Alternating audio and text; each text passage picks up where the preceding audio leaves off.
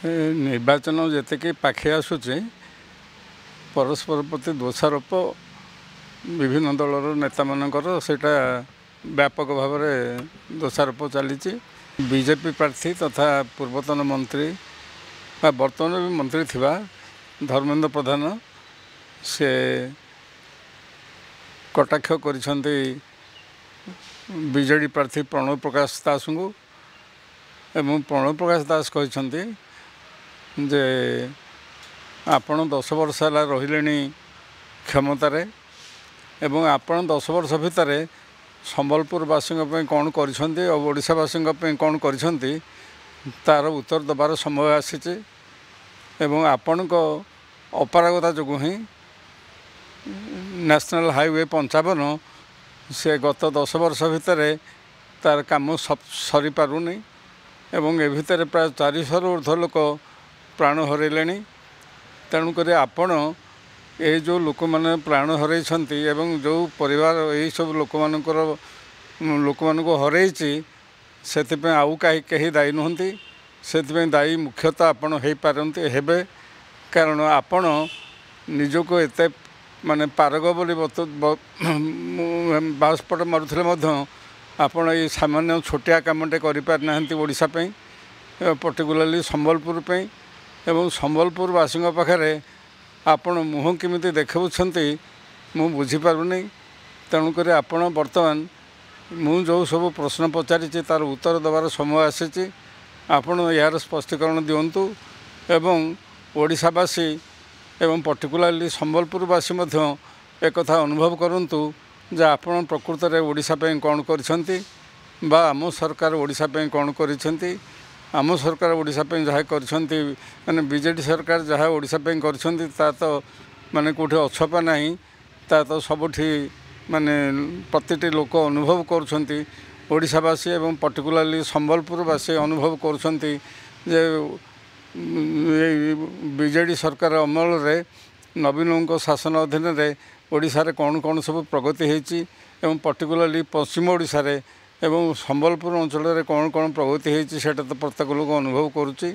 ଯେ ବର୍ତ୍ତମାନ ଯେଉଁ ଅବସ୍ଥା ହେଇଛି ଯେଉଁଥିପାଇଁ କି ଧର୍ମେନ୍ଦ୍ର ବାବୁ ସବୁବେଳେ ଦୋଷାରୋପ କରୁଛନ୍ତି ଏଇ ସରକାରଙ୍କୁ, ଆମ ନବୀନ ସରକାରଙ୍କୁ, ବର୍ତ୍ତମାନ ସମୟ ଆସିଛି ସେ ତା'ର ଉତ୍ତର ଦିଅନ୍ତୁ। କାରଣ ଏଇ ନିର୍ବାଚନ ସମୟ ହିଁ ହେଉଛି ଉପଯୁକ୍ତ ସମୟ ଯେଉଁ ସମୟରେ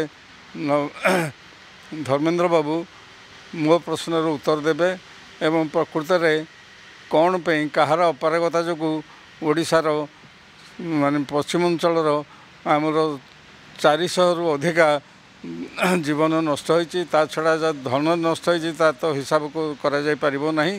ତେଣୁକରି ଏଇ ଯେଉଁ ପ୍ରଶ୍ନ କହିଛନ୍ତି ପ୍ରଣବ ପ୍ରକାଶ ହେଉଛନ୍ତି ଯଦିଓ ତାଙ୍କ ଘର ସମ୍ବଲପୁର ନୁହଁ ତଥାପି ସେ ସମ୍ବଲପୁରରେ ପ୍ରାର୍ଥୀ ହେଇଛନ୍ତି।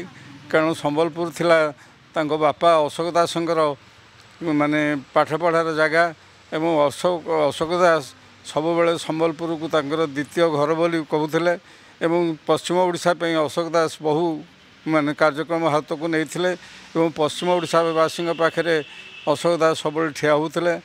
ତେଣୁକରି ପ୍ରଣବ ପ୍ରକାଶଙ୍କୁ ସେଠି ପ୍ରାର୍ଥୀ କରାଯାଇଛି ଏବଂ ପ୍ରଣବ ପ୍ରକାଶ ମଧ୍ୟ କ୍ଲେମ୍ କରୁଛନ୍ତି ଯେ ସମ୍ବଲପୁର ହେଉଛି ତାଙ୍କର ଦ୍ୱିତୀୟ ଘର।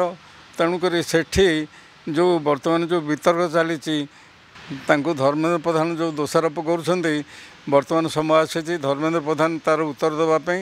ଧର୍ମେନ୍ଦ୍ର ପ୍ରଧାନ ଗତ 10 ବର୍ଷ ଭିତରେ କେନ୍ଦ୍ରରେ ମନ୍ତ୍ରୀ ଥାଇ ଏବଂ ଖୁବ୍ ଗୁରୁତ୍ୱପୂର୍ଣ୍ଣ ପଦବୀରେ ଥାଇକରି ଓଡ଼ିଶା ପାଇଁ କ'ଣ କରିଛନ୍ତି। ସେ ଯାହା କରିଛନ୍ତି କେବଳ ନିଜର ବ୍ୟକ୍ତିଗତ ସୁବିଧା ହାସଲ ପାଇଁ, କିନ୍ତୁ ଓଡ଼ିଶାବାସୀଙ୍କ ପାଇଁ ସେ କିଛି କରିନାହାନ୍ତି। ଯେଉଁ ସରକାର ବା ଯେଉଁ ଧର୍ମେନ୍ଦ୍ର ବାବୁ ଗତ 10 ବର୍ଷ ଭିତରେ ଗୋଟିଏ 55 ନମ୍ବର ଜାତୀୟ ରାଜପଥର କାମ ସମ୍ପୂର୍ଣ୍ଣ କରିବାରେ ବିଫଳ ହେଲେ ସେଇ ଧର୍ମେନ୍ଦ୍ର ପ୍ରଧାନ ବର୍ତ୍ତମାନ ଓଡ଼ିଶାବାସୀଙ୍କୁ ଯାହା ଜବାବ ଦେବା କଥା ଜବାବ ଦିଅନ୍ତୁ। କ'ଣ ପାଇଁ ଏପର୍ଯ୍ୟନ୍ତ ସେ କାମ କମ୍ପ୍ଲିଟ୍ ହୋଇପାରୁନି ଏବଂ ଏଥିପାଇଁ ଦାୟୀ କିଏ ଏବଂ ଯିଏ ଦାୟୀ ସିଏ ନିଶ୍ଚିତ ଭାବରେ ଜନସାଧାରଣଙ୍କ ପାଖରେ ଦୋଷୀ ହେବ ଏବଂ ଜନସାଧାରଣଙ୍କ ପାଖରେ ସେ କ୍ଷମା ପ୍ରାର୍ଥନା କରିବା ନିହାତି ଉଚିତ ଏବଂ ସେ ନିଜର ଭୁଲଟାକୁ ଜନସାଧାରଣଙ୍କ ସମ୍ମୁଖରେ ସ୍ୱୀକାର କରିବାର ଆବଶ୍ୟକତା ରହିଛି।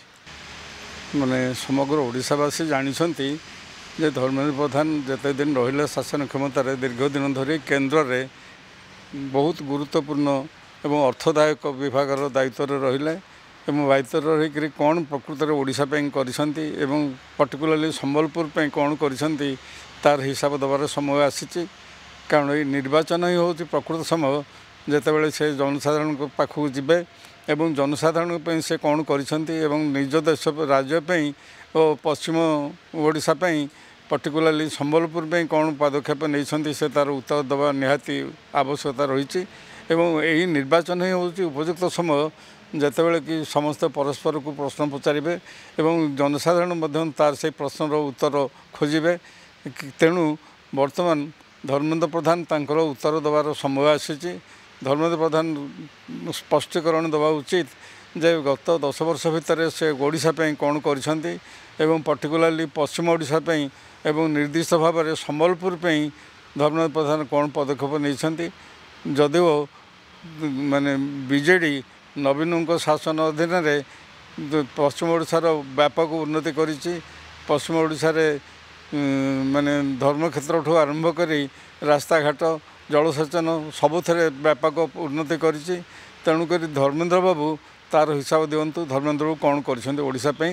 ଏଇଟା ଯେଉଁ ପ୍ରଶ୍ନ ପଚାରିଛନ୍ତି ପ୍ରଣବ ତାଙ୍କ ପ୍ରଶ୍ନ ପଚାରିବାର ଯଥେଷ୍ଟ ଯଥାର୍ଥତା ରହିଛି ଓ ଅଧିକାର ରହିଛି ଏବଂ ବର୍ତ୍ତମାନ ବଲ୍ ଯାଇକରି ଧର୍ମେନ୍ଦ୍ରଙ୍କ କୋର୍ଟରେ ଧର୍ମେନ୍ଦ୍ର ଜନସାଧାରଣଙ୍କ ନିକଟରେ ତାଙ୍କର ସ୍ପଷ୍ଟୀକରଣ ଦେବା ଉଚିତ ଯେ ସେ କ'ଣ କରିଛନ୍ତି କ'ଣ ନ କରିଛନ୍ତି ଏବଂ ଯାହା କରିପାରିନାହାନ୍ତି ସେଥିପାଇଁ ଦାୟୀ କିଏ କ'ଣ ପାଇଁ ସେସବୁ ହୋଇପାରିନି ଏପର୍ଯ୍ୟନ୍ତ ତାର ସ୍ପଷ୍ଟୀକରଣ ଦେବାର ନିଶ୍ଚିତ ହେବାର ସମୟ ଆସିଛି ଏବଂ ଓଡ଼ିଶାବାସୀ ତାଙ୍କଠୁ ମଧ୍ୟ ସେ ଉତ୍ତର ଆଶା କରିବା ସ୍ୱାଭାବିକ।